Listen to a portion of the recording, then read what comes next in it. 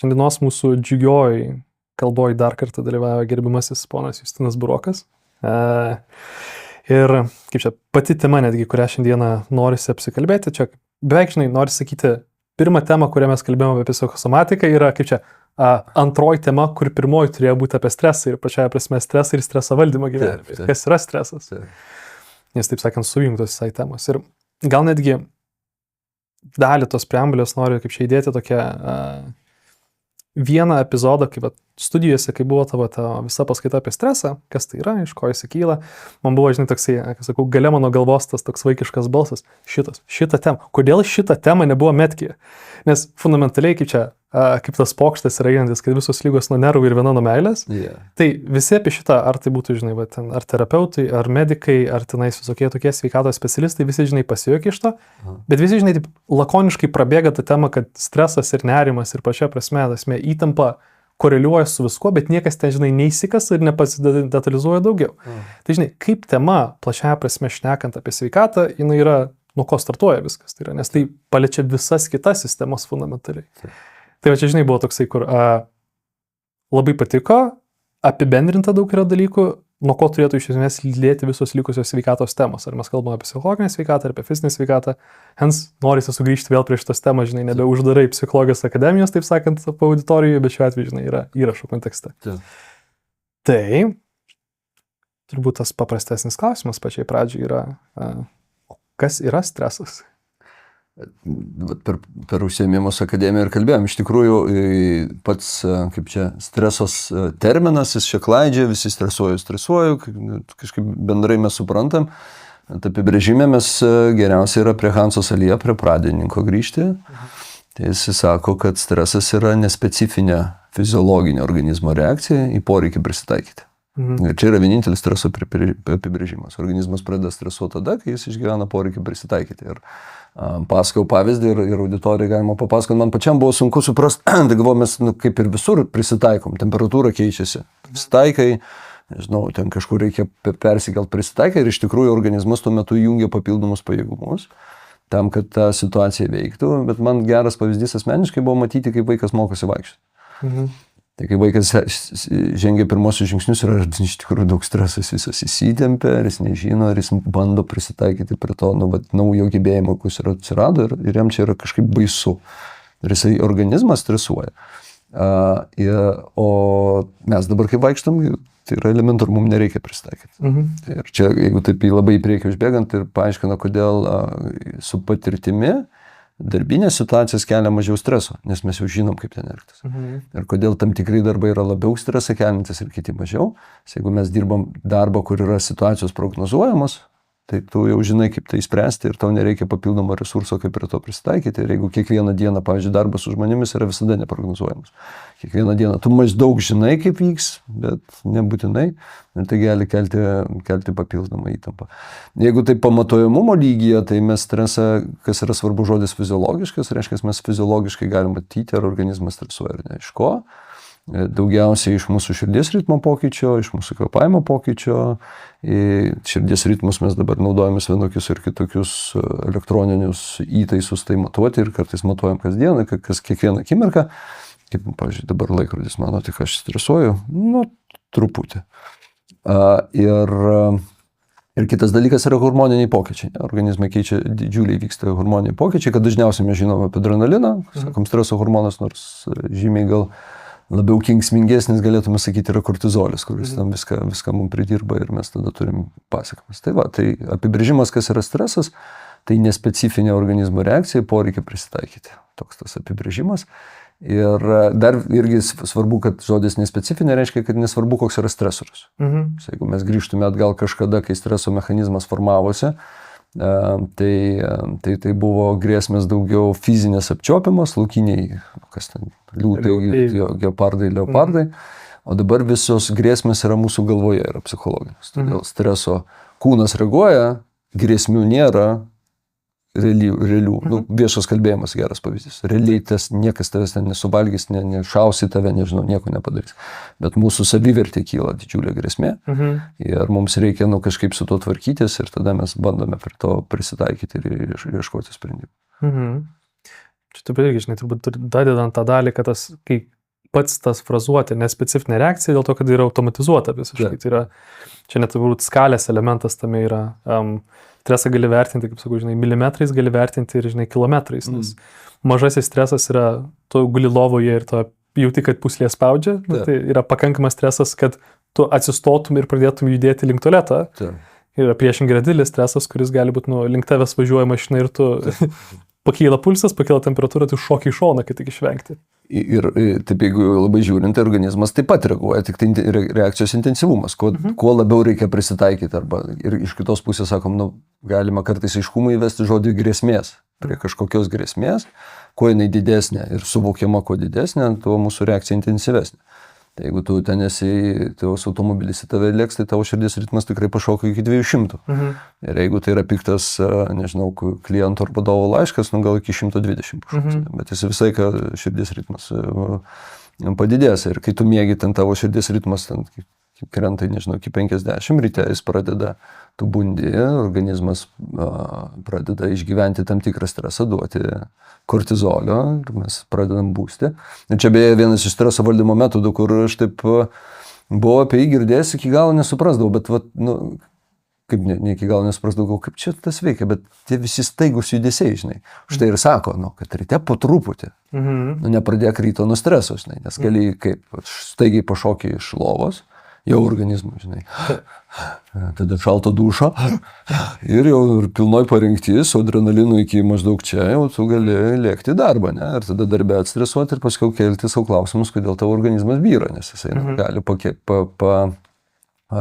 panešti tik tam tikrą kiekį streso hormono, taip sakyti, ne? Paskui jis pradeda byrėti. Jo, čia iš tos fiziologinės pusės turbūt vertinant yra, man visą laiką atrodo, klijuojasi tokios dvi temos streso kontekste, kad yra kaip reaguoja centrinė nervų sistema ir kaip reaguoja humoralinė, nes kaip čia tokias viena lėta, kita greita. Tai yra, vienas yra širdis, kitas yra hormonai.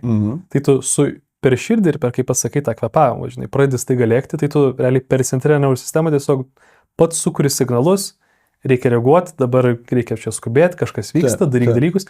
Ir tai duoda signalą visai tai lėtesniai sistemai, tai gerai, aš turiu reaguoti greitai. Tu esi dabar labiau būk parengties būsenai, daugiau gamink kortizolio.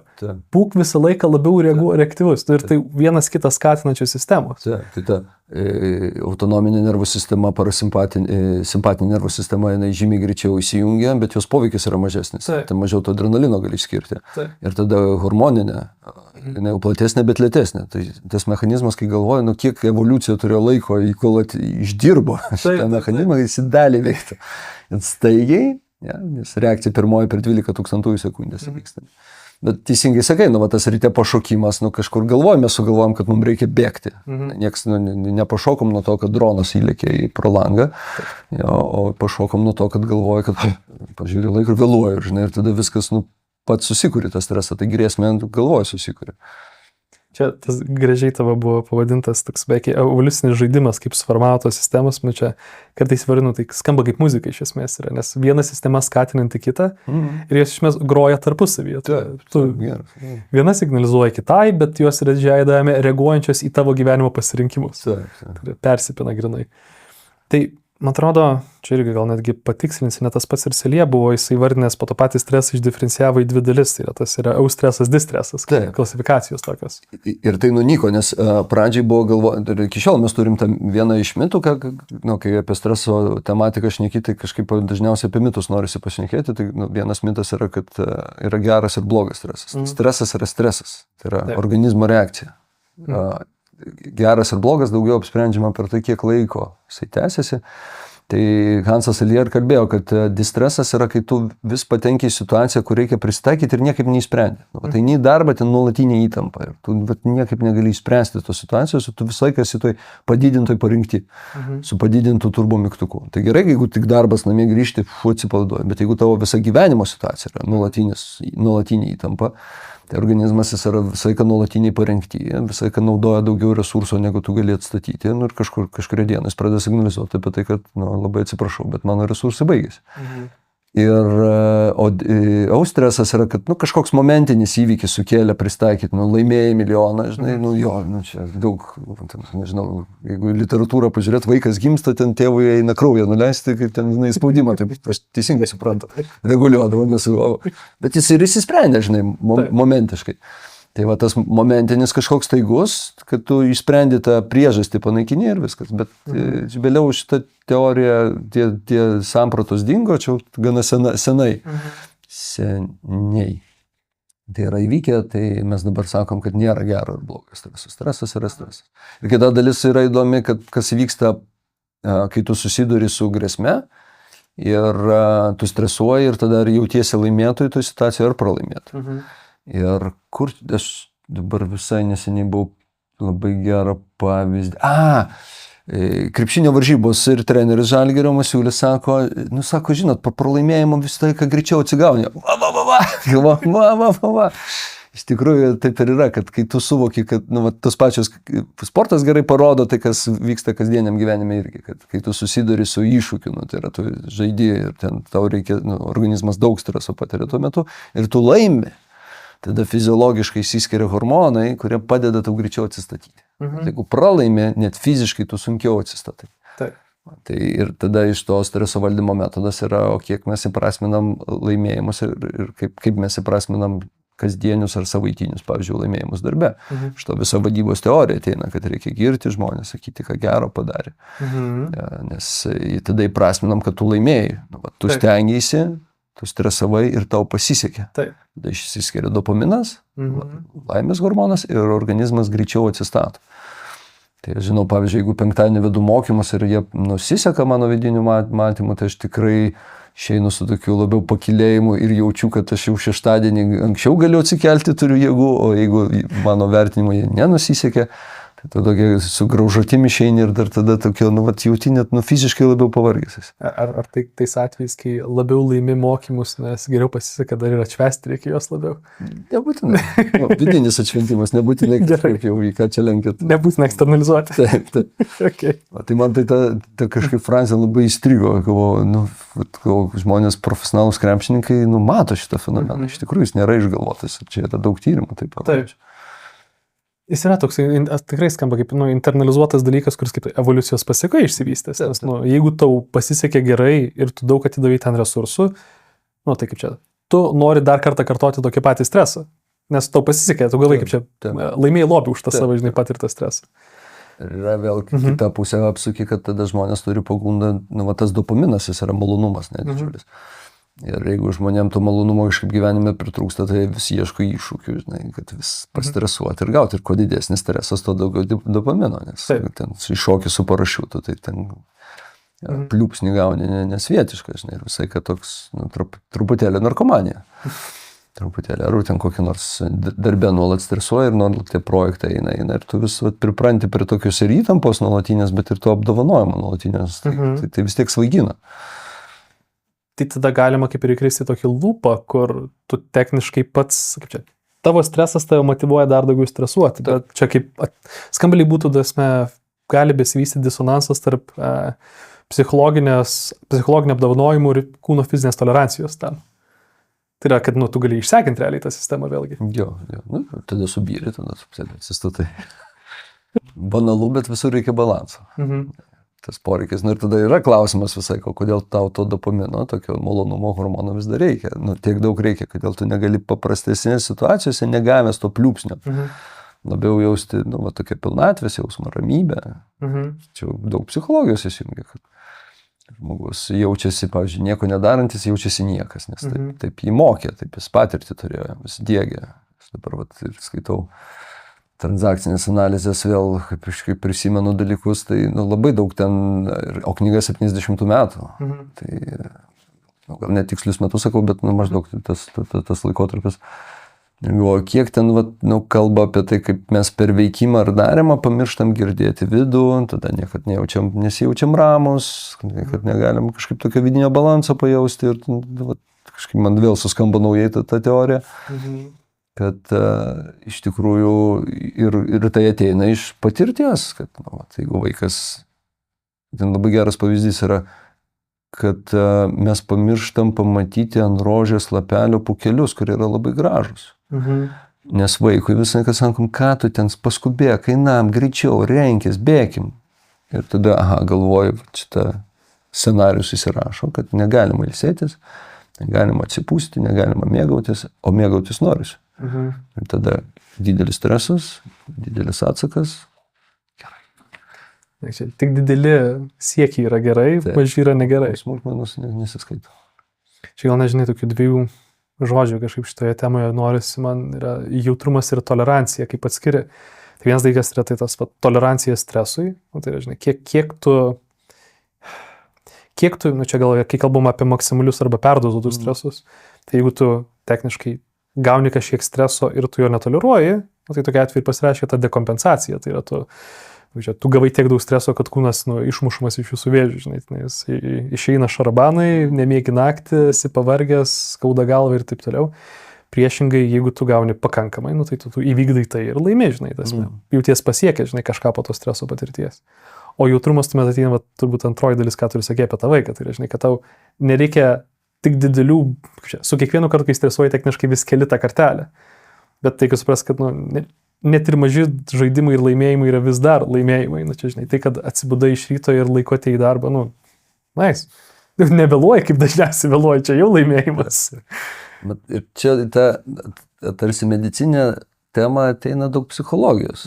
Gerai sakai, tai dabar jautrumas savo poreikiam ir tai, kad kaip į stresorių žmonės skirtingai reaguoja, tai organizmas tai viena, jisai nespecifiškai reaguoja, bet kaip tu dar psichologiškai sureaguoji, kaip tavo būsena keičiasi, ar tu gali išlikti ramus, ar tu gali įvertinti, kas su tavim vyksta ir suprasti, kad dabar yra iššūkis, gerai, ką man reikia padaryti, įkvėpti, iškvėpti, suvaldyti, kad tas streso lygis nebūtų perdėtai aukštas, bet jis ir būtų optimalus, nes jis man gali būti pagalba, čia antras mitas, kad stresas visada yra blogai.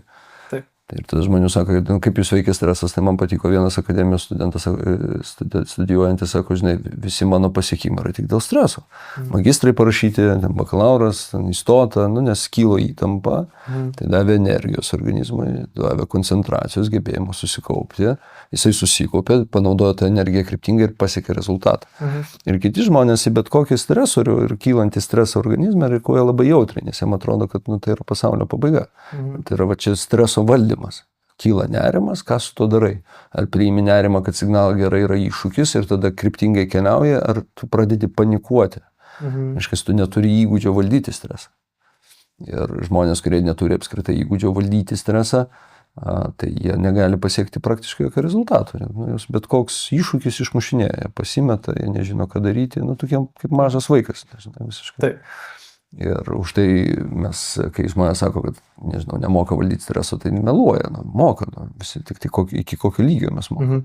Ir su kokio dydžio grėsme mes mokam tvarkytis. Kiek lengvai. Ir iš tikrųjų žmonės, kurie pasiekia aukštus rezultatus, jie turi labai aukštus streso valdymo įgūdžius, nes kai reikia priiminėti sprendimus už 100 milijonų versus 100 eurų, tai streso įtampo žymiai daugiau. Arba tavo sprendimas gali nulemti, nežinau, 1000 tavo darbuotojų likimą. Tai jeigu tu darysi tai panikuodamas, tai greičiausiai tik tai emocijos vedamas nepriimsi gerą sprendimą. Taip. Tu susikaupi, vertini, pradedi kvėpuoti ir pradedi daryti. Tai va, tu sugebi toje įtampo situacijoje išlikti ramus. Čia turbūt tai, ką pasakoju, man labai primena, kad čia dvi atskiras visiškai tokias gal ne specializacijas, bet žmonių dirbančių savo darbus. Du skirtingas grupės žmonių, kurie dirba savo veiklas, kurios nesusijusios visiškai. Tai yra pokerio žaidėjai ir investuotojai. Kur pokerio žaidimas fundamentaliai yra apie streso valdymą, nes tai yra apie tu žaidi blefo žaidimą, kokius signalus rodai kitiems ir kokių nerodai. Jeigu gerai moki manipuliuoti savo internaliais signalais, tai tu apgauni aplinką ir dėl to tu turi edžą visame tame žaidime. Panašiai kaip ir su investavimu, kaip ir paminėjai, tai yra, žinai, tu valdai didelius kapitas, šiuo atveju didelės sumas pinigų ir tu turi priimti emociją, kaip čia, nepriimti, nesirinkti, reaguoti per emocijas, kur tu matai, kad viskas krenta, reiškia gerai. Saugumas sako parduoti. Tai logika. Taip. Tai čia aišku, truputėlį tikrai viskas po streso palenda, kaip pradedam sakyti, kad tuo metu kyla nerimas ir įtampa, tai nebūtinai pats stresas blaško, kad tu ten dribi ir negali priimti sprendimą. Tai tavo emocijos skiriasi, tavo nerimas kyla, tu tą nerimą turi suvaldyti. Mes sakom, kad nerimas tolygus stresui ne visai. Nerimas yra signalas, kad organizmas stresuoja. Gali būti ir kitų signalų, gali būti baimė, gali būti pyktis, bet tai yra signalas. Ir aišku, kad ten jeigu sprendimas, kažkaip tai, kaip čia tiksliau pasakyti, kad jeigu tu daug sprendimų turi priiminėti, tu visai kas įtampoje ir tada tavo organizmas įsibalansuoja ir tu nebeturi jėgų kitą kartą kilus įtampai su ją tvarkytis, nes tam irgi reikia jėgų. Kažkaip paimti ir vidui susitelkti ir nurimti, tam reikia jėgų. Tai viso to, ką čia pasakėm, neaiškiai, reikia grįžti. Turėjau gerą pavyzdį, kai žmogus buvo puikus investuotojas, kai reikėjo rizikuoti ne savo pinigais. Ir jis tikrai galėjo logiškai, nes jis už pinigų nematė pinigų, jis matė skaičius. Ir jam įdomu, ten, žinai, praradai ten porą milijonų, bet paskui atsistato, nes ir kai tik tai pradėjo ant savęs tai daryti, labai pradėjo, nes tada tikrai yra įtampa kyla dėl to, kad jau tie pinigai tampa pinigais, o ne tik skaičiukais kažkur tai. Tai kelia ir nekelia įtampos grėsmės tavo gerbūviui, jeigu taip sakytum, ir tai yra papildomas stresas. Šito žmogus, kuris su pinigais dirba, atrodo, kad kai tai yra svetimi pinigai, tai tie pinigai yra, žinai, kad ir uždirbti kažkieno kitų, ar ten darbo, ar laiku, tai nėra asmeninės sąsajos, kad tie pinigai, kaip čia, turi vertę, nes tai yra neaišku, kaip jie ten atsirado, neaišku, kaip jie didėja ir mažėja. Aišku, kaip jie didėja mažėja, bet jie neturi emocinės sąsajos. Taip, visiškai. Bet į savo pinigų žiūrint, tai tu žinai, kiek laiko įdėjai, kad jie atsirastų. Tai tu žaidi su savo laiku, nebe su savo pinigų, gal laiku. Ir šiaip, kad, jeigu tai tavo, tai prasideda grėsmė, kur jinai tampa grėsmė, kad jeigu prarasi tus pinigus, tai gal negalėsi gyventi, kaip gyvenai, ir tai reikės prie to prisitaikyti, ir va čia jau ir stresas. Aš gal net irgi grįžtant prie vieno iš minčių, kurias pasakei, kad yra, žmonės didžiąją dalimi savo, kad nemoka toleruoti streso. O kai kurie, kad jūs, kaip čia, ištaško tas stresas, tiek, kad jie negali pasirinkti sprendimų teisingų. Bet kaip ir pats racionalizavai, tai visi žmonės gyvena su kažkokiu stresu skirtingose situacijose. Jie kartais maži, kartais dideli. Tai kokios dažniausiai būna tos, kaip čia, su kuo pats susiduria, ar darbe, ar žinai, asmeninėse patirtyse, situacijos, kurios kelia stresą, kuris yra daugiau užvaldantis, arba kaip čia, išmušantis. Ką turiu omeny, kad žmonės puikiai toleruoja mažus stresus, kaip kad ir tas pats fizinis krūvis, arba tai yra, žinai, ten ėjimas į darbą, ar tai yra, nežinau, sakau, tokios kasdieniškos situacijos, kur kažkas susierzi tave, žinai, ten pradedi kalbėtis ir ta pasako dalykų, kurių tu nenori, taigi tu stresuoji dėl to tu, žinai, kažkaip atsakai, bet tu tai neištaško tavęs, nes tu gyveni su šituo. Bet yra temos, kaip vieną ir paminėjai, tai yra finansiniai sprendimai. Daro įtaką. Dažnai ištaško žmonės, jeigu tai reikia daryti sprendimus, kurie daro įtaką tavo finansams, nes mažai dirba su finansais žmonių. Arba kažkaip kitiem laiduoja šitas paslaugas. Kokios dar yra temos, kurios dažniausiai yra tokios, high risk arba high stress? Man atrodo, pagrindinė dalis vis dėlto yra kontroliuojamumas, nekontroliuojamumas. Pagrindinis stresas. Kai tik tai mes susidurėm su tuo, kad galimai nekontroliuojam tos situacijos, tai kelia didžiulį įtampą. Nes nerimas yra apie grėsmę, kuri nežinom, kur jinai kažkur yra, bet kažkas gali atsitikti, nežinai kas. Ir tada pradedi sakyti, tai koks yra worst case scenario, kas čia atsitiks, žinai. Ir tas negalėjimas kontroliuoti situacijos, kai tu jautiesi kažkaip situacijos įkaitų, kelia didžiulį įtampą, kai negali rasti sprendimą, bet kokie darbiniai situacijai, kodėl žmonės naktį guli ir galvoja, kaip čia reikėjo padaryti, nes jie bijo kažkokių pasiekmių, kurios yra įsivaizduojamos. O dabar kam kyla grėsmė ir tada grįžtant prie psichologijos, visai ką galvoju, kad be to, kad mes saugom gyvybę ir sveikatą, tai mums dar tokia savivertė visai, ką norisi saugoti. Tai mes norime vis tiek išlaikyti savęs įvaizdį kaip kieto, gal nebūtinai kieto, bet tokio normalaus žmogaus. Ne? Ir jeigu tik tai kyla mūsų tam, kad aš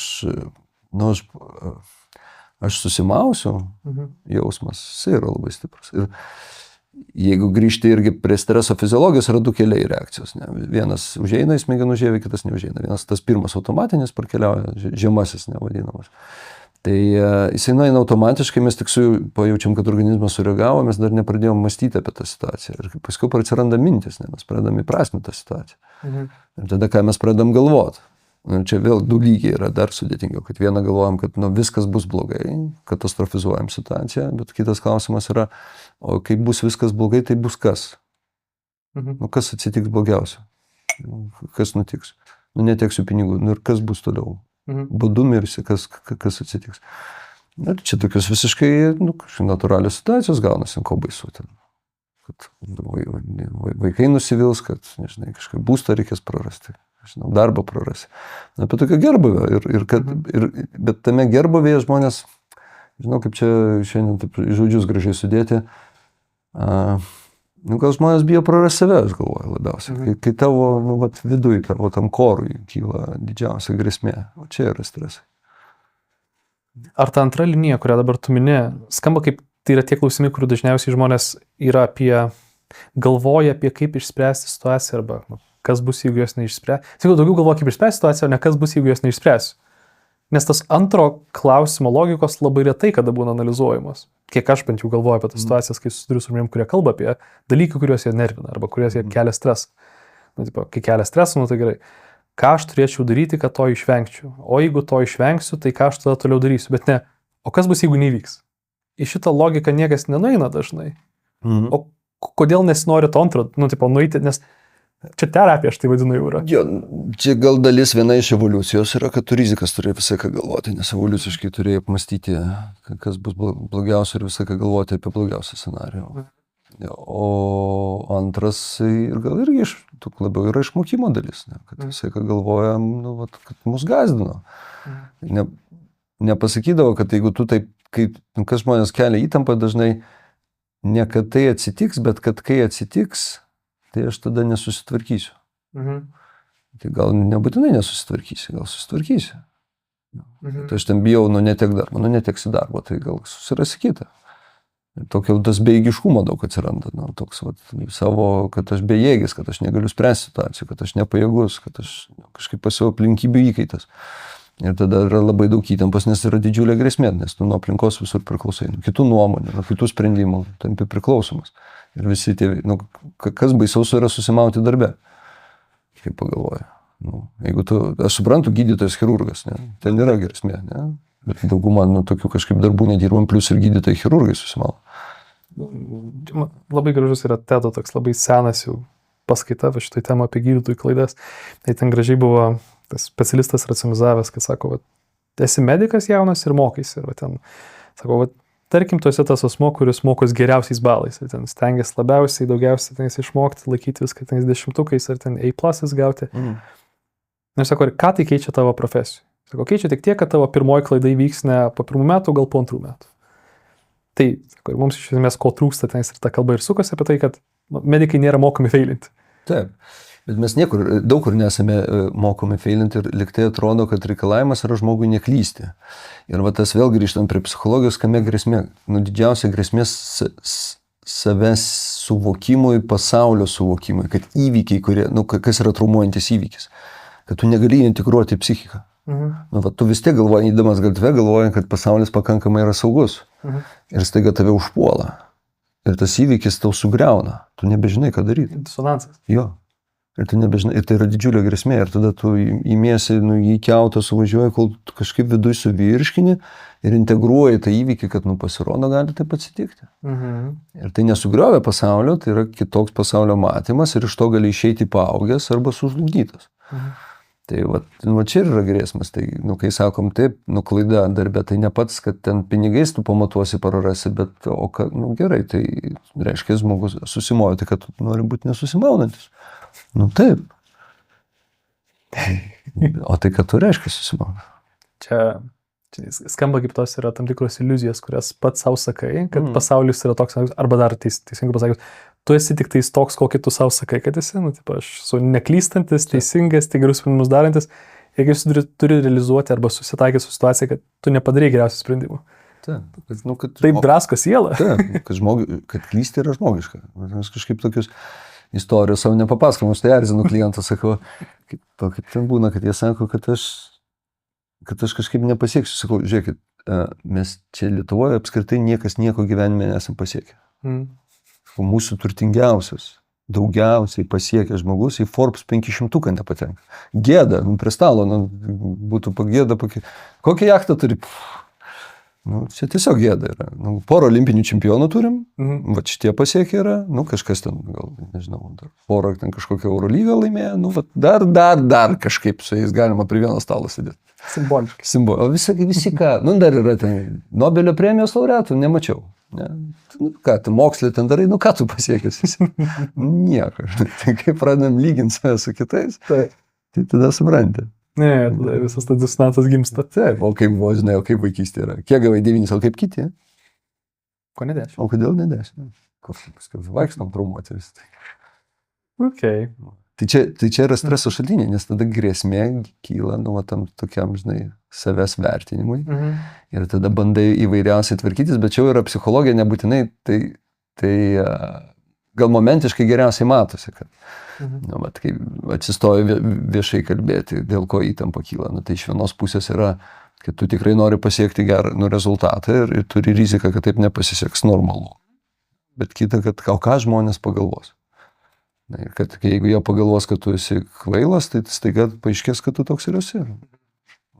Tai jeigu žmonės, kaip, žinai, irgi šaržuoja, tada sakai, nu, o kas čia baisiaus, jeigu tu žinai, koks tu esi, tai jeigu žmonės apie tave galvoja, kad tu kvailys ir taip yra iš tikrųjų, tai ko tu čia jaudinės. O jeigu tu taip nėra, tai ko tu pergyveni dėl to, ką žmonės galvoja apie tave. Tu žinai, koks tu esi, bet jeigu tu nežinai, tada reikės pasidaryti. Ir jeigu tau, vis tiek tu kažkaip žmogus nenori kvailių jausti. Kažkiek kvailių reikia turėti savyje. Čia man labai šitą temą irgi čia dadina tiesiog tokia fizinė potėme visame tame. Kad irgi man kartais ateina žmonės ir skundžiasi vėlgi, sako, fiziniais dalykais daugiau, na, tiksliau, fiziniais ir skundžiasi tiek, kaip daugiau su kūnu dirbantis esu, tai ir kaip sakau, kartais yra galvoj, priklausai nuo to, koks yra tas asmuo, pirmas 5-15 ar ten kartais ir bus pusvalandis praleistas, o kalbėtis apie tai, kad turėkime omeny, kad kūnas yra nesimetriškas, jis nėra tobulas, jis turi tam tikrų nuokrypių ir mes nesame kaip čia. Ir vien dėl to, kad jisai nėra tobulas, to pasiekoje dalykai tam tikrai yra visiškai normalu, nes tai yra nuokrypis nuo standartų. Tai, kad viena pusė labiau įsitempusi, čia nėra patologija. Čia yra nuokrypis nuo standartų. Yra normalu būti nesimetriškam. Yra normalu turėti 5% nuokrypį ir taip toliau.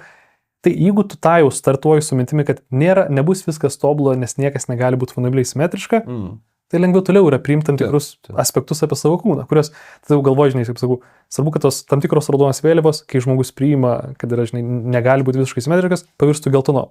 Kad jos yra, nėra gerai, ar galiu su to dirbti kažką, galiu, gerai, bet niekada nebus visiškai puiku. Tai reikia priimti tą, kad nesitobulas, neturiu visos kontrolės. Nebus viskas tiesiog puiku ir tobulą.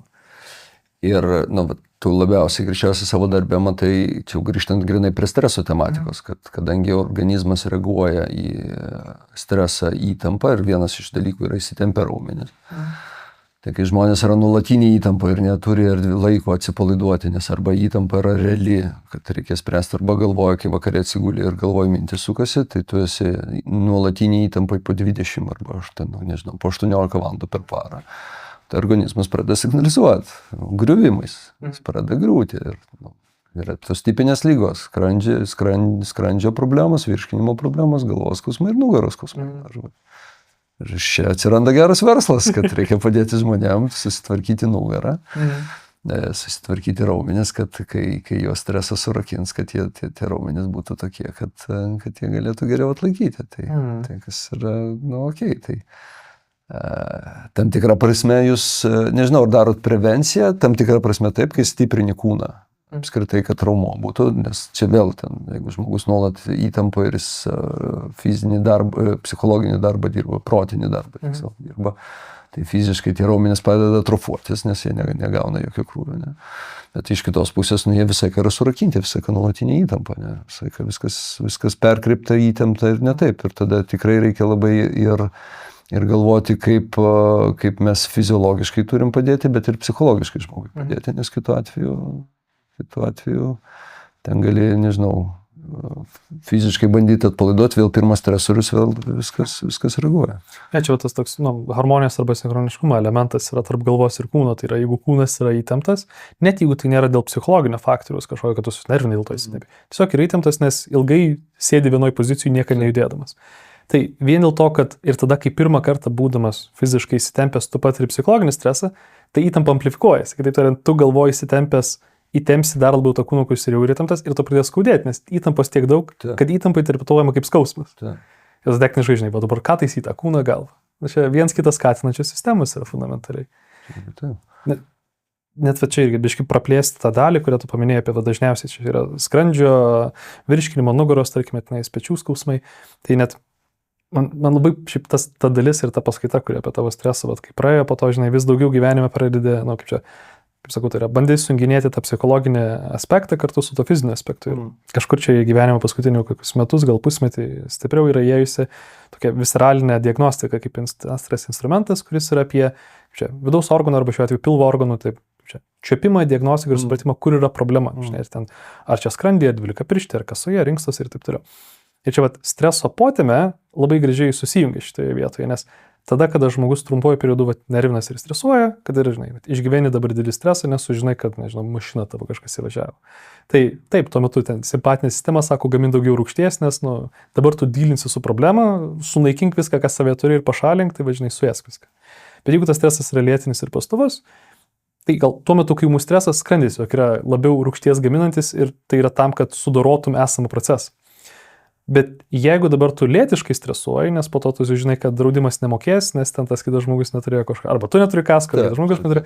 Tai tas lėtinis stresas ir daugiau rūgšties aspektas, rūgštis toliau keliauja į dvylikapirštę, tai žinai, į sekančią vietą. Dvylikapirštė jau nebeturi gebėjimo gintis nuo rūgšties. Dvylikapirštė pradeda eroziją formuoti, tai žinai, pradeda ėsti žarną nuo tos rūgšties, kuris skrandyje gaminasi. Tai žinai, trumpuoju periodu tiesiog skaudės biškai žemiau negu skrandis kažkur. Bet tada, jeigu tas stresas toliau tęsiasi, tai dabar, žinai, problema, kad ta erozija, jeigu skrandis, kaip čia, iš dvylikapirštė sienelė pradeda storėti, jinai tada užspaudžia šalia esantį tulžies ir kasos latakėlį. Reiškia, sunkiau fermentai virškinimo įeina į dvylikapirštę. Reiškia, dabar jau po kokių 2 savaičių tokio lėtinio streso pradės lėtėti virškinimas, nes nėra pakankamai fermentų. Reiškia, skaudės nebe skrandį, nebe dvylikapirštę, bet pradės tiesiog pilvas bus ilgiau užsipūdęs po to, kai pavalgai. Tai viskas biškai kiečiau ir lėčiau juda. Tai tada po kokio mėnesio, jeigu vis dar tęsiasi, nes viskas lėčiau virškina, tada tai pasireiškia kaip užkietėjimai. Pradeda tiesiog kažkoks sunkus pilvas, biškai kažkaip nukaręs, tempia. Ir žinai, tas toksai stresas kažkada buvęs, kuris tiesiog buvo tau įvažiavo, jeigu jis tęsiasi per laiką, jis virsta vis kita fiziologinė problema. Nors tai prasidėjo nuo vieno, tu nesutoleravai to streso, kuris ten vyko. Per šitą pavyzdį daug yra ir streso valdymo ir atsakymų, kad momentinis įvykis, tai jis pagristai gali sukelti tam tikrą įtampą. Įvažiavo į mašiną, kame grėsmė, tu prarasi kažkokį turtą, nori saugoti, gerai, organizmas sureagavo. Ir tada prasideda mintis.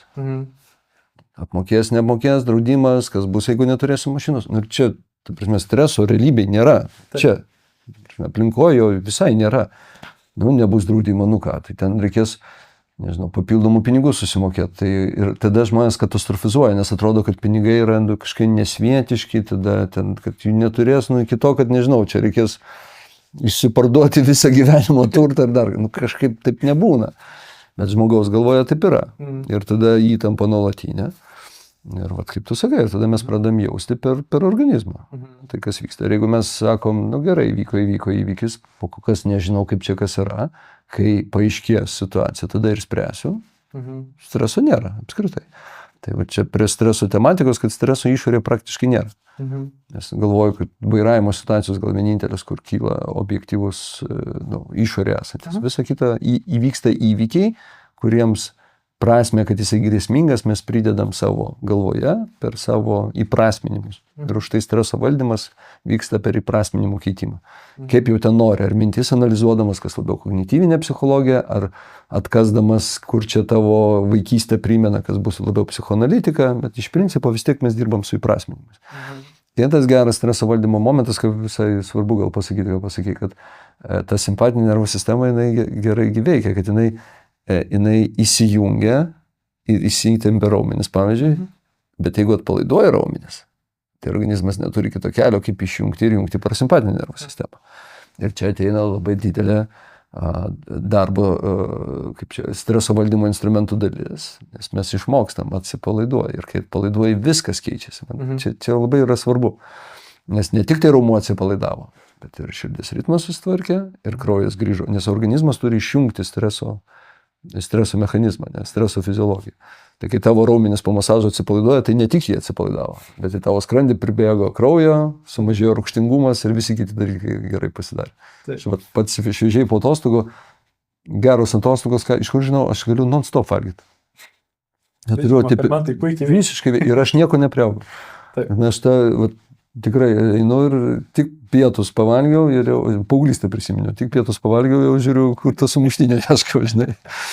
O kai darbe aš negaliu valgyti, ta prasme, aš galiu pavalgau tada, kai aš jau padarau darbus ir ramiai galiu atsisėsti ir pavalgyti, nes man neveikia šitie dalykai. O pavalgyti tada apsunkimas, nėra jėgų.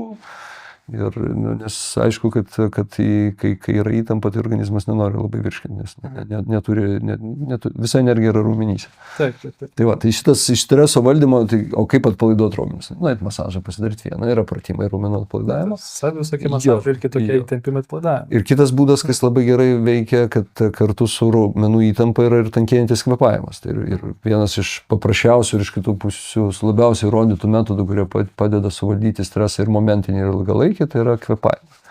Kad mūsų gilus kvėpavimas, ritmingas kvėpavimas, sako, kad organizmas atsipalaiduoja. Taigi kontroliuodami kvėpavimą ir priverstinai versdami organizmą kvėpuoti tam tikrų būdų, mes ne tik tai kvėpavimą sutvarkom, bet ir palaiduojam visą organizmą. Tai tą mes čia reklamuojam, visi ateikite į Žmogaus studijų centro ir Psichologijos akademijos VR streso kliniką, virtualios realybės streso kliniką, kur su virtualios realybės pagalba mes žmonės to ir mokam daryti. Mokosi kvėpuoti, virtualioje erdvėje matydami savo kvėpavimo dažnį ir mes pajungiam visą sensoriką, kad matytume kvėpavimo dažnį, širdies ritmą, odos galvaninę reakciją ir galim iš karto matyti, ar žmogui pavyksta atsipalaiduoti ir ne. Todėl, čia užsivedžiau pasakot, bet todėl streso tematika yra gera, kad jinai pamatuojama. Mes tiksliai galim žinoti, ar žmogui pavyko ar nepavyko. Visai norėčiau, kad išsiplėstum apie tą visą pas jūs esančią streso kliniką, nes irgi kiek, tarkime, užtrunka toksai procesas mokymasi, tokio, kaip čia, savirelaksacijos per kvėpavimą. Ar tai, žinai, čia yra kartą per savaitę turi daryti, porą per savaitę. Kiek užtrunka, kol žmogus tai įsisavinama kaip įrankį, kuris moka naudoti? Nes nuo pirmos dienos staiga nesumažės stresas pradėjus kvėpuoti. Tai čia kaip aš pasakau iš tos pusės, kad čia kaip efektyvumo efektas. Tai yra, kai tu pradedi, tai nėra taip veiksnu, kaip kad kai tu tesi x kartų arba x kartų ten per savaitę kartoji. Tai įdomu yra, kad po pirmų, nes vienas užsiėmimas yra maždaug 13 minučių. Ir jeigu taip įsivaizduoti, ką žmogus daro, tai mes paimam, uždedam kvėpavimo diržą, kuris matuoja, kiek kartų jis įkvėpia per minutę. Ir tada algoritmas parenka kvėpavimo dažnį, kuris jam tinka. Ir jam rodo, kada įkvėpti, kada iškvėpti. Ir jisai pradeda kvėpuoti. Tai jau po pirmo karto tu gali matyti, kad tavo fiziologiniai parametrai keičiasi. Tai yra tavo lėtėja širdies ritmas ir tavo širdies ritmo variabilumas, kas dabar yra greičiausiai vienas iš geriausių kriterijų, rodančių, ar organizmas stresuoja ar ne. Jisai didėja, tai yra gerai. Bet taip, kad tu įgautum jau tokį atpalaiduojančią kvėpavimo įgūdį, kaip visą sakai, apie 10 kartų reikia. Tai galvokime 10 savaičių. Gali būti 5, 2 kartų į savaitę ateiti. Nes mūsų tikslas yra iš tikrųjų, kaip visada, kad mūsų nereikėtų. Taip. Kad žmogus išmoktų, kai kyla įtampa, atsipalaiduoti. Kur yra virtualios realybės pliusas didžiulis? Tai įsivaizduok, kad žmogui yra įtampa dėl realių kažkokių aplinkybių. Tikrai darbe gaisrai. Ta prasme, kur sustot? Kada? Tu grįžti namo, ten bėdos nuolatinės, darbe bėdos nuolatinės. Taigi gali, taip nesinori tų žodžių sakyti, bet išprotėt. Tada žmonės, ir užmigt negali, viskas, kažko instrumentų reikia. Tai žmonės ką, ieško tada medikamento, ieško raminamųjų, arba alkoholis, arba tabletės, kurias išgeria, jie nurimtų. Taip. O virtualiai realybėj tu irgi pabėgi, gerąją prasme, tu užsidedi akinius, papuolį į situaciją, kad viskas dingo. Tu gali 15 minučių ramiai pabūti. Ir tada išmoksti su virtualia realybė ir taip, tada gali gyvenime pradėti be jau virtualios realybės, tiesiog ramiai pabūdamas, ramiai prasikvėpuoti, atsipalaiduoti. Ir kas yra gerai, kai nurimsta mūsų streso hormonai, mūsų mąstymas tampa blaivesnis. Mes tada galim objektyviau vertinti situaciją, pradėti matyti iš kito kampo, ieškoti kitokių sprendimų, nes teisingai įtampa gimdo tokius sprendimus evoliuciškai pagristus, kovok arba bėk. Mes neturim nei kūrybiškumo, nei loginis mąstymas mažėja, nes iš smegenų dalių, kurios atsakingos už loginį mąstymą ir kūrybiškumą, irgi energija yra paimama, kraujas yra paimamas ir tiekiamas į tas roplio, ne, mūsų smegenų sritis. Tai va čia toks yra kartais užsisuka ratas. Ir tada žmonėm va tokia pagalba, jinai yra tokio būdo. Ir kiti žmonės eina meditacijų mokytis. Tas pats, tai, kad įvyktų toks jau tas instrumentas taptų tavo, visai, kas sakoma, 2-3 mėnesiai. Tokių treniruočių. Čia irgi pridėjai čia tokia praktinė situacija, man būna kai kurie žmonės, kurie ateina ir čia, kalbant apie fizinį sveikatą, būna, žinai, ta rūkymo tema ir kitais, bet dabar dar bandau mesti rūkyti, nes kaip, čia vienu metu pradedu su kūnu tvarkyti, su galva dar ir mesiu blogas įpročius savo kažkokius. Ir čia ne vieną kartą susidūręs, taigi man jau kaip toks stereotipas apie tai formuojasi, kad žmonės, kurie kardinaliai staiga meta viską, kas yra nekenksminga jiems kažkuria prasme, būna, jeigu viską keičiate, nemeskite iš karto į rūkyti tiesiog, o jeigu ir mesite rūkymą, tai tiek pat kartų išeikite lauk ir pastovėkite ir pakvepuokit, nes rūkymas integruoja tą išeik iš aplinkos, kuri kelia stresą ir tiesiog giliai pakvepuok, aišku, ten su cigaretė kvepuoja, bet dabar tu negali pašalinti relaksacijos dalies iš savo kasdienybės. Ta tu privalai turėti kažkur. Rūkymas yra visiškai kvėpavimo pratimai. Tai taip. Būtent. Ir apie ką aš dėsiu ir jokios, kad čia, žinai, kaip medikui būna toksai, bandyti pateisinti rūkymą yra tema, kurios neturėtum daryti, bet aš tai kartais dar iššoku į šitą potėmę, kad fundamentaliai tu tiesiog giliai kvėpuoji, taip stimuliuoji parasimpatinę sistemą, atsipalaiduoja, taip sakant, visas tavo, žinai, didžiąją dalimi atsipalaiduoja kūnas, tu išeini kitą vietą, pakvėpuoji kažkiek orų, kažkiek ten to nikotinų ir darbom, bet fundamentaliai pagerėja ir virškinimas, taigi, žinai, tenais pavalgia dar ir parūkyti, tada pagerėjus virškinimui, geriau virškinas, tai reiškia greičiau gali darbą gaišti. Ten yra racionalizacijos, kodėl tai yra gerai. Geriau tu tai darytum be cigaretės rankose, tiesiog išeitum ir pakvėpuotum. Bet nedaryti reikia visko vienu metu. Bet mes, žinai, tampam, čia jau truputėlį mamutai, nes jau dabar niekas neberūko, yra elektroninės cigaretės. Ja, bet jos, matai, kaip žindukas yra, kaip čiulptukas, nes tik įtampa nuramina, žinai. Freudas ploja katutėmis. Taip, visiškai. Bet čia, žinai, nieko freudiško nėra. Čia oraliniai, kaip čia, čia yra ramina, lūpas liečiant, malonumas raminamas. Ir mes nusiraminam. Ir truputėlį ir iš vienos pusės kaip ir gerai, kaip ir nusiraminimo įrankis, bet iš kitos pusės tu supranti, kad jis yra ne visai, kaip čia pažangus, gal taip reikia sakyti. Jis toks primityvokas. Ir čia irgi, streso įveikos būdai, gerti alkoholį. Kaip nusiraminti? Prigeri ir ramus. Taip. Nepaisant to, kad alkoholis kelia stresą organizmui, nes alkoholį reikia išskaidyti, reiškia, tu neramus, tu tiesiog atjungi galvą. Ir tada yra šalutinės pasekmės. Reiškia, šito negalima daryti. Tai kaip kitaip nusiraminti? Kaip kitaip suvaldyti? Ir tada, kai klausia, o tai kokie yra tie stebuklingi streso valdymo metodai? Sakau, paimkim spec operacijų karius. Ten įtampa yra. Ką jie daro? 2 dalykus. Ramiai kvėpuoja ir nemąsto nesąmonę. Negalvoja, kad jos nušaus ir mokosi, kad tvarkyti kvėpavimą. Daugiau nieko nėra. Mąstymo higiena ir įrankis toks. Ir iš tikrųjų, tas tokie, kalbant apie streso valdymą, mes dažnai irgi tokie kažkaip paliekam savieigai. Kad žmogus tarsi, nežinau, turi išmokti per gyvenimą suvaldyti stresą. Jis iš dalies, kaip kalbėjom, išmoksta, bet Japonijai pirmokai mokosi medituoti. Nes tai yra streso valdymo įrankis. Nes kai tau kils didžiulė įtampa, kokį įrankį tu išsitrauksi iš įrankių dėžutės, kad tu mokėtum nurimti.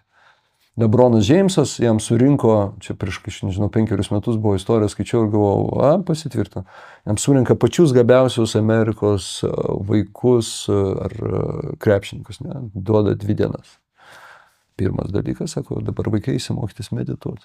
Nes kai jūs išeisite aikštelę, jums reikės turėti įrankį, kuris jums padės suvaldyti stresą ir jūs nesupanikuosite. Nes jūs įgūdžius tai turit, bet jūs jų negalėsit pasinaudoti dėl to, kad jūs stresuosite. Jeigu mes paimtume kokį nors, abitūros egzaminų temą, tai mūsų mokiniai, paskaičiuojant procentaliai, kiek iš jų negali išlaikyti egzaminų gerai dėl to, kad jie neturi žinių, ar dėl to, kad jie negali tų žinių pasiekti, nes kyla įtampa, su kuria jie nesusitvarko. Tai reiškia, mes turime mokyti įgūdį, ne tik taip išmokyti žinių, kaip spręsti uždavinius ar kaip rašyti diktantus, bet kaip tuo gebėjimu pasinaudoti, kai kils įtampa. Ir už tai gerai, vienas iš mokymosi būdų yra rašyti kontrolinius, laikyti egzaminus, nes tai jau, kai tai darai pirmą kartą, tai yra didžiulė grėsmė, kai darai 10 kartą, jau žinai, kaip čia būna, kaip ką, su kuo susirintuoti ir taip toliau ir panašiai. Tai va tos grįžtant prie treniruočių kaip vienas iš įrankių, bet turėti įrankį, tai ar tu mokėsi medituoti, ar tu mokėsi kvėpuoti, ar dar kažką tu darysi. Aš iš savo praktikos, kai turiu pranešimus kažkai didelį auditoriją, kur jauti, kad įtampa kyla, tai visą laiką, kokiu 5 minutės, 10 minučių prieš išėjimą, 5 minutės, tiesiog ramiai sustoji ir pradedi kvėpuoti. Įkvėdamas ramiai ir tu supranti, kad tas įtampa atslūgsta. Tai nėra visiškai, kad tu išeini atsipaldavęs, nes to tau ir nereikia, tu tam tikras įtampos lygis padeda pasiekti rezultatą. Tu jį valdai, kontroliuoji, tu susikoncentravęs ir tu gali pasiekti geriausią rezultatą. Čia vis tai, ką sakai, labai irgi rezonuoja ir čia girdžiu, nes irgi prisimenu, kai buvo dar studijos ir visokie egzaminai, tai va ta pati tema būdavo, kad yra kolegos, kurie, čia žinai, medikai, kurie iki paskutinės minutės turi mokytis, nes, reikia viską į save sugrūsti, kad galėtum, žinai, ten išlaikyti ir išvemti ant to lapo visus atsakymus. Bet aš pakankamai anksti suracionalizavau arba jaučiau, kad, aš mane ištaško ne žinių stoko, ištaško tai, kad tiesiog, kai aš atsisėdu, aš panikuot pradedu. Kad nežinau, kaip teisingai parašysiu, koks čia turbūt galimas sakymas, ko jie tiksliai klausia, tu išsitaškai pats savyje, dėl to, kad tu nesigali susikoncentruoti per visą tą šumą galvoj, per tą stresą. Ir tada būdavo, kad, tai techniškai visi kiti eina dar ten skaito pasimintis, aš tiesiog atsisėsiu kampe ir tiesiog pažiūrėsiu vieną tašką. Nes aš turiu atsitraukti nuo proceso, kad nusiraminčiau. Nes jeigu aš pastoviai galvoju, kad aš toj būsiu egzaminuojamas, aš išsitaškau visas pusės. Ir ten daug dalykų yra fiziologiškai, tai nekalbant apie tai, kad kai yra didelė įtampa, tai pradeda blokuoti, adrenalinas pradeda signalai nebevaikščioti, tu negali mąstyti. Ne? Jeigu ten kraštutinė, tai koks tavo vardas ir tu jau staiga, žinai, nebesupranti, koks tavo vardas. Atmintis yra, kortizolis blokuoja neuronų ryšių susidarimą, reiškia, streso metu yra mažesnė galimybė išmokti ir atsiminti. Tai viskas fiziologiškai yra paaiškinama. Tai už tai vėl streso tematika patogi, nes mes galim fiziologiškai paaiškinti reiškinius, kurie kasdieną vyksta. Ir aš atsimenu, stojimąjį vieną egzaminą laikiau ir nežinau, kas man tada padėjo, bet aš paėmiau rašyti matematiką, spręsti uždavinius stojimo egzamino ir man iš įtampos tušinukas iškrito. Bet aš kažkaip savo pasakiau, galvoju, arba aš dabar susikaupiu, įkvėpiu, iškvėpiu ir padarau geriausiai, kaip aš galiu, arba net neverta bandyti. Nes taip aš tikrai nieko nepadarysiu. Ir kažkaip visai gerai galėjau įspręsti.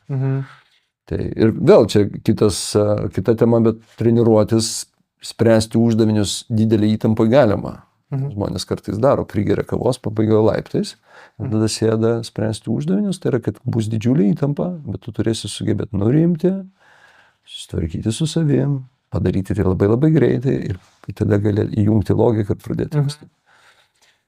Čia labai man tada primena tokį specializuoto rengimo temą, tai yra, kai su atletai šitą kartais būna tema apie, jeigu mes žinome jūsų sportą, tai žiūrėt, ar tu paimsi sportą ir paimsi, kad žmogus darbas yra labai, kaip čia tas pas kaip priėmimo gydytojai. Viskas darbas yra streso kontekste, tu negali nestresuojančiai dirbti ir priėmimo skyriuje. Tai jeigu kalbė apie atletus, tai yra tiesiog, kad mes žinome, kokio tipo jūs išgyvensite stresą, tai mes turime ruošti, kaip būti pajėgiam streso kontekste. Tai aš, žinai, būtent toje rungtyje, tokiu momentu arba prie tokios temperatūros tu ruoši streso būsinoje iš esmės. Ir čia tada dar užsideda, ką reikia savo pasakyti. Tai gerai, reiškia, koks nors medikas, jisai priėmime laksto ten, jeigu tai būtų neparuoštas žmogus, tai jo širdies ritmas būtų, nežinau, 108-109, ten įsitaškytų ir tada jis jau paruoštas, jisai susigeba susivaldyti ir jo širdies ritmas yra apie 100-120, jis yra susikoncentravęs daro. Taip 6 valandas. Reiškia, jį išgręžia va taip. Ir tai yra signalas, kad po tų 6 valandų tu turi labai kokybiškai pailsėti. Kai tu visiškai atsipalaiduosi, kai nebus jokių kitų įtampų, tai yra turi užkrauti baterijas. Ir kai žmonės šitos dalies neįvertina, ir tas 6 valandas, tada dar 6 valandas ir tada subyra. Tai nereiškia, kad tai, kad tu išlieki ramus, kai sako žmogus, aš nesinervuoju iš ramus, tai nereiškia, kad tavo organizmas nereaguoja, tavo laikrodis tave išduos. Jeigu ten yra aukštas širdies ritmas, reiškia, tavo organizmas stresuoja, tu tiesiog gerai moki dirbti tuo metu, kai tavo organizmas yra įsitempęs, kai tu stresuoji, tu tiksliai priiminėji sprendimus, tu žinai, ką daryti. Bet tai energija sunkia labai greitai. Tai čia turbūt analogija yra, žinai, apie vairuotoją, kuris važiuoja su mašina, greitai važiuoja mašina. Taip. Nu tai taip, tu gal ir sugebėjai suvaldyti tą greitai važiuojantį NASCAR automobilį, bet vis tiek greičiau padangos dėvėsi, daugiau kuros naudoji, viskas greičiau dėvėsi tuo momentu. Visiškai, tikrai taip. Tai ir tada vėl grįžtam prie streso valdymo tematikos, kad ateina perdėgymas. Tai pirmą reikia sutvarkyti perdėgymą ir tada pažiūrėti, kad kai tu perdėgai, tada tikrai viskas atrodo beviltiška, neįdomu, nesvarbu, niekas nekeičia džiaugsmo, kūnas subyra dažnu atveju per kažkurią vietą. Tai reiškia, organizmas pasakė, kad dabar jam reikia daug poilsio, kad reikės laiko padaryti poilsio. Ir čia gerai klausiu šiemet, sako, tai kiek to poilsio? Nu, aš galvoju, pavyzdžiui, Skandinavai turi metų tas stress leave atostogas, metus. Nu, mano taip įžvalga gal per pusę metų žmogus atsistato, bet reiškia, kad tu tą pusę metų, nereiškia, kad tu nedirbsi, nes tau vis tiek reikės uždirbti, bet tu iš principo turi labai daug dėmesio skirti savo atstatymui, poilsiui, režimui, nekelti ten streso, kur nereikia. Vėl apie tas meditacijas arba mokymosi kažkokių relaksacijų. Didelė bėda žmonėm nemiega, bet kad užmigtum, tai organizmas turi pasiruošti, jis turi atsipalaiduoti. Ne? Tai jeigu jis visai gamina tą kortizolį, tai kur tu užmigsi? O kaip tu išjungsi tą mechanizmą? Tada mes visuomenė turim vieną atsakymą – tabletę. Bet jeigu mes tą tabletę pakeistume, tiesiog relaksacijos pratimus, tu jau pradėtum geriau miegoti. Geriau išsimiegojęs, tu kitą dieną galbūt iššūkio situacijose galėsi geriau jas su jomis spręstis, reiškia, nepatirsi tiek įtampos. Dienos pabaigoje būsi ne tiek įsitempęs, galėsi geriau užmigti. Ir taip mes pradėsim po truputį atsistatinėti. Ir aišku, iš kitos pusės nemiga gali turėti labai gilės psichologinės dalis, kurios sakys, kad kažkas tu negali užmigti, nes tavo viduje verda dalykai, kurių tu pats dar iki galo ir neįsisąmonė. Ir tos dalykus irgi reikia spręsti. Tai vienas kitam neprieštarauja. Tu iš vienos pusės turi įrankį, kuris padeda tau užmigti, ir iš kitos pusės tu supranti, kad yra kažkaip vidinį, sako, gyvenime viskas tvarkoj, ne? Šeima okei, darbas okei, viskas tvarkoj, tik nemiegu. Reiškia, tu truputėlį sameluoja. Kažkas yra tokio, kas... Mėgis yra lakmusas. Jo. Ar tikrai yra viskas gerai su, čia, net nesąmonė, pasąmonė? Jo, kad kažkur įtampo šaltiniai yra, kurių galbūt net nesupranti. Tai kai viskas nurimsta, tai vidiniai demonai ant pirštų galų. Ir kažkadas pacientai reikiausi iš to, tai yra čia, sakau, kai manęs klausiau, ką aš dar turėčiau pakeisti, nes ten su juo gal 5-6 metų pažįstamas esu ir dirbu, kad ten aš būčiau dar geresnis, sakau, sakau, sekanti dalis yra tas sunkiausia, tu turi išmokti pabūti su savim. Nes tu vengi būti tyloje. Tai čia, žinai, tas kibiras, kaip ten ta skardinė, kurio jis aktyviai vengia ir nenori atidarinėti. Tai dažnai. Bet čia irgi kartais filosofiškai pradedi galvoti gyvenime. Mes turim tokią psichoterapiją taisyklę, net kas to, ko paskui negalėsi užkasti. Jeigu žmogus gali funkcionuoti ir jaučiasi pakankamai laimingas su to, kaip yra, tai gal jam daugiau ir nereikia. Žinai, čia vėl, vakar su paaugliu turėjau diskusiją labai įdomią apie psichiatrų ir psichologų skirtumus. Tai vis tiek psichologijoje mes daugiau dirbam su laimės jausmu. Laimingumą, nes psichiatrija labiau apie funkcionavimą, kiek žmogus gali funkcionuoti, eiti į darbą ir savim pasirūpinti. Psichologija yra, kad, žiūrėk, tu gerai uždirbi, tu turi kažkaip darbą, hobius, viską, bet nesijauti laimingas. Kas tame? Kas neleidžia jaustis laimingam, viską turint. Tai toks laimės jausmas yra tas lakmuso popierėlis. Ir tada nerimas, kuris atrodo visko turėjo, vis neramu. Tai objektyviai žiūrint viskas tvarkojo, o subjektyviai kažkas galvoje vyksta, širdį vyksta, emociškai vyksta, kas neleidžia tuo džiaugtis gyvenime. Pasitenkinimo plačiaja prasme. Labai graži racionalizacija. Ir visai irgi man būdavo bandymas apdalinti, tai yra kaip atskirti psichologus nuo psichoterapeutų ir dar po to nuo psichiatrų. Tai aš daugiau būdavo, kad čia eina per tą tokį labai mechanistinę approachą, kad yra psichiatrai yra tie, kurie vaistus rašo, psichologai yra tie, kurie kalbasi apie tai, kaip tu jautiesi, ir psichoterapeutai yra tie, kurie dar moduliuoja arba moko, kaip teisingai reaguoti gyvenimą. Toks in-betweeneris tarp tų dviejų. Bet čia, aš sakau, taip mechanistiškai nebūtinai teisingai, bet tavo tas apie tai, kad psichologinė dalis yra apie kaip jausti, pasitenkinimą gyvenimu, yra turbūt kur kas teisingesnis turbūt pavadinimas. Tai negali ten juodą baltą taip sudėlioti, nes ir psichologai dirba ir su funkcionavimu, jeigu žmogus yra ganėtinai sutrikęs, tai jam padeda kaip funkcionuoti ir kaip jam padėti priimti sprendimus, kurie jam padėtų, nekenktų. O psichiatrija iš tikrųjų, ką daro, jie diagnozuoja. Jie pasiima kriterijus, jie padiagnozuoja ir tada paskiria gydymą, kuris gali būti vaistinis, gali būti kalbinis, tai yra per pokalbį, per terapiją, gali būti per vienokį ir kitokį vaistą, kurį paskiria arba kartais kartu. Bet žmonės su tokia, kaip čia, kurie gerai funkcionuoja gyvenime, neina pas psichiatrą, nes jie neperžengia tos ribos, kai jau nebegali funkcionuoti. Jie negali ištoleruoti nerimo darbinio, jie negali ištoleruoti. Tai čia irgi apie stresą kyla, kad jie, bet kokia grėsmė, kuri kyla, jie nepakelia to. Ir nepakelia tiek smarkiai, kad jie nebenori gyventi. Arba nepakelia tiek smarkiai, kad jie turi išeiti į haliucinacijas. Kasdienio gyvenimo iššūkiai, pavyzdžiui, reikia pasirūpinti savim ir pasidaryti valgyti, jiem yra nepakeliama grėsmė. Ir jie subyra, ir jie tada negali funkcionuoti be pagalbos.